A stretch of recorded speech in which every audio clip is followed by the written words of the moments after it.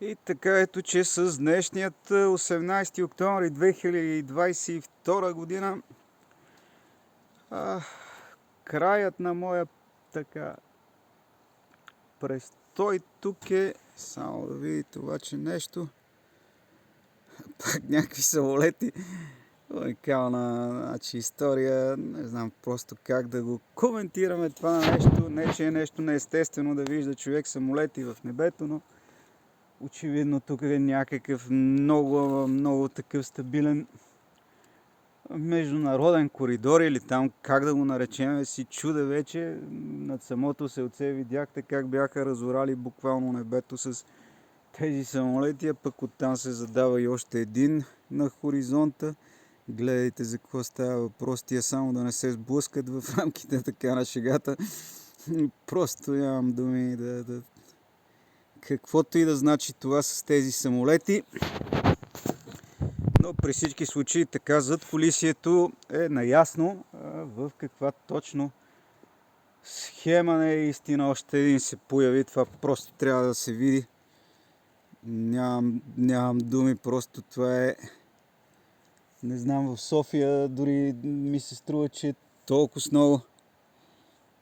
Така, сега ще се появи другия, единия вече в далечината се е отправил. А това дръвце го крие другия, който съвсем скоро ще се... Ето го и него ще се появи на хоризонта, той се появи. Та дори в София, като такъв многомилионен град, над небето трудно може да видите толкова много самолети, при все, че там има летища и ред неща, просто някаква уникална история, каквото и да означава тя. Бях тръгнал да ви разправям, че и с днешния така 18 октомври доближаваме и приближаваме все по-близко края на престоят ми тук, но не така изглежда с края на престоя на задкулисниците, които от 17 години така са си присвоили живота ми и които си разиграват коня, образно казано, както пожелаят по-държавно-частният българо-американски облизваческо-клаксонов уродлив П.Дж. Франкенщайн, политизиран, превзел държава, голям град, общество във всичките му възможни сфери и нюанси, етнически състав и въобще каквото може да се досетите, минал през порта, по-малкия град, отседнал и заседнал тук плътно до мен в това нищо и никакво си балканско селце, всъщност не толкова далеч от столицата. Безумието на мой гърбец си продължава 17-та година така подред с и тези нюанси самолетни, които каквото и да означават това, може би трябва да попитаме в американската част на проекта. Там са им слабо самолетите, пък и на тези тук последно време почнаха да им стават изключителна слабост самолетите. Каквото и да значи това, може би ще разберем някой ден отговор. Ако така сме живи и здрави, да продължим да издържам на тази гавра и на тези извращения, което дълбоко се съмнявам, че ще продължи дълго. Да започнем с штрихировката и разбора на днешният така ден, който си започна обичайно, стандартно. Този път нямаше въобще никакво забавяне, нито на петлей, нито на каквото там и да било. Буквално съставането така за добро утро в 6 часа петленцето така се изкукурига. Така продължително, може би, не знам, не съм го засичал колко време, но вече така, щом бях приключил с фреша и така качвайки се нагоре още продължаваше да кукурига. Вие сами може да си представите, и това впрочем е така от май месец. Тук няма лабало, дет се вика. Стандартно начало на деня, след което отново така един трафик по улицата, едни бесни такива шофьори с още по-бесни скорости, така, движейки се в населено место, където уж така, не знаеме, съгласно закона за движение по пътищата, нормалната скорост е около 50 км, максимум 50 км. Тук очевидно въжат законите, може би на някой щат или на де да знае човек на чии точно закони тук въжат в тая държава, но те определено не са български и не са свързани с Конституцията на страната. Съда по това и с оглед на извращението, което толкова с години така се в свободен стил се разиграва на мой гръб. Както ви казах, засвистяха едни ми ти автомобили, а ето, че след едно известно време, след като се видя какво точно правя, днес така имах, понеже ми остават, както разбрахте, наистина 2-3 дни до края тук на престоя, и имах така задача ден по ден какво и как да си свърша преди да си тръгна, за да си остава къщата подредена, чиста, спретната, за да може лятото, като се върна, да си я така заваря в същия вид. Въпреки че тогава пък ще имам така борба с бурените, които май месец вече така са доста поизбояли, дет се вика. Въпреки всичко, сега точно върху това акцентирам, да си поизчиста и подреда двора. Другите дни къщата, или поне полукъщата, която ни остана, разбрахте, че и там се натресе така полусобственик, съсед ни така вкараха, който така очевидно да ни убеди в това, че до година не трябва да се връщаме тук. Той ни убеждава точно в обратното и убеждава, и мен лично ме убеждава за пореден път, че просто няма на къде и за кога да се отлага каквото и да било, а трябва да се предприемат други действия с оглед на това, че очевидно те жалби, които подавам толкова много време към Съд за защита права на човека, ООН, Amnesty International, Български хелзински комитет и въобще не работят. Никой не го интересува това, което говоря, това, което казвам за гаврата, която продължава да се извършва толкова с много време върху един нищо и никакъв човечец в мое лице. Вие сами може да си представите евроатлантическите ценности, ако са това, ако демокрацията е това, ако свободата е това, която се разиграва на мой гръб. Не, благодаря ви, запазете си я за вашите общества. А в същото време пък лицемерието в защита на един друг така страдащ народ да е пълна. Виждате поредното така самолетно творение, което и каквото и точно да значи.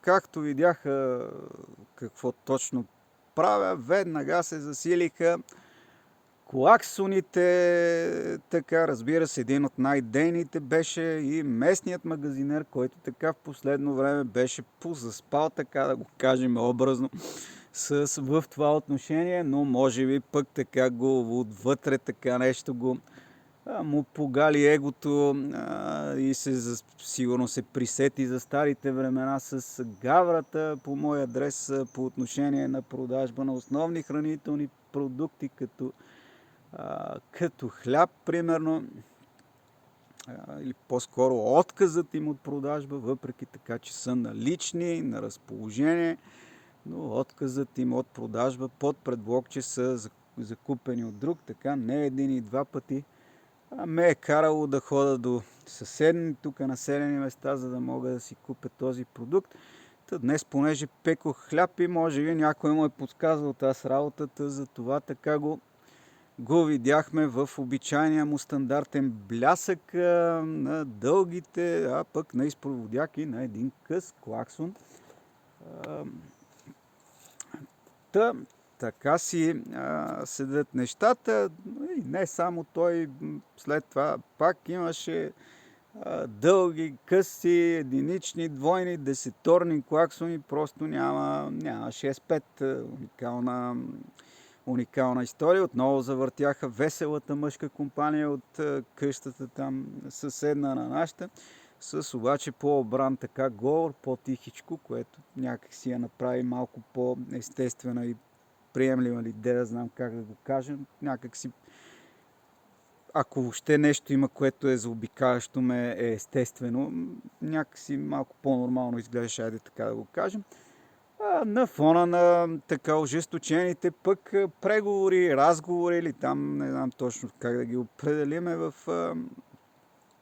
селцето, които се случват, идващи от магазина на въпросния клаксонист, който така, както штрихирахме и обобщихме,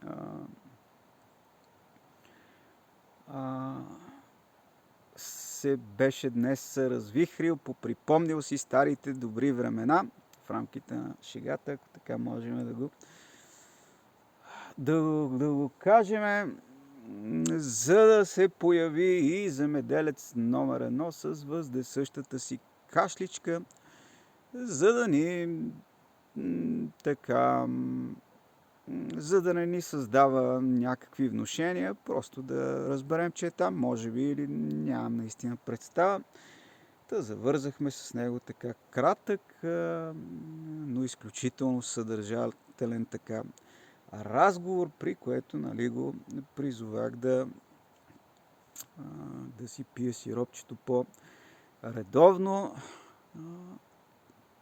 И така човекът отвърна, че то било за ракия това нещо. Казах му, то си е своего рода сироп, ракийката, така че... И така миролюбиво, хубаво приключи разговора ни, така запитвайки ме дали няма да си зазимявам вече, да си захождам. Да, ще си зазимявам, ще си захождам. Ето сега в петъка, живот и здраве. Цяло лято старанието така беше нестихващо по моята гонитба от тук, и така и в последните дни си продължават нещата да са по не по-различен начин. Сами виждате за какво става въпрос. Подтикване към така ходене. А пък може би и така, вероятно знае откъде ми се спира водата, откъде се пуска така лека, ехидна такава някаква реплика беше това нещо, защото знаете, че има там вече вкаран поджъчеста друг съсобственик, който вече от него ще зависиме за пускане и спиране на водата до пролетта, когато си дойде отново, за да си пусна крана изцяло в моята къща, в шахтата водопроводна, която съм си изградил и така нататък и така нататък. Наистина имам още много несвършена работа. Отделно имам една беседка да си правя, за да не гледам на трапника в ежедневния му блясък. Да виждате с каква методика се работи тук, когато не успеят да те изгонят цяло лято. Накрая ти вкарват и някакъв човек с не особено така български происход и още по-отчетлива фамилия в джъчеста, за да така те откажат следващото лято да дойдеш, но точно обратното всъщност се получава като ефект. Очевидно тези 17 години тези хора много малко така са ме опознали. И по редица други причини, които не считам за момента за нужно да обяснявам. До година могат да бъдат сигурни, че ще бъдат тук отново, като същевременно, както обясних, ще предприема и други мерки и ходове, защото вече наистина няма на къде и няма и за кога. С това ще сложа край на днешното видео. Надявам се да сте разбрали и за днешната така обградила ме демократична, свободна, така атмосфера, в която отново нямаше така и капка внушение от каквото и да било естество. Видяхте и небето какво беше тук. До преди малко, като нищо още някой самолет да се появи. Представа. Така си живеем в демократичната, свободна и правова държава, в която единственото право е, че нямаш право на нищо и можем да си те подмятаме и направляваме така, както ние искаме. Да, обаче няма да ви се получи за поредна година, уважаеми задкулисници. С това спирам видеото и утре, евентуално не знам дали ще имам възможност да снимам, защото имам така доста работа, трябва да ходя до близкия тук окръжен град, за да така си доправя колата и не знам наистина дали ще има време. Ако има, ще заснемем едно клипче, ако не, вероятно последното клипче се очертава за четвъртък, защото в петък вече ще съм в София. С това слагам наистина край на днешното видео. На вас желая спокойна вечера. За мен остава свободата, демокрацията, човешките права и всъщност правото ми на избор на живот, на местообитание или там каквото още се сетите. Чао от мен за сега от демократична, свободна и правова България.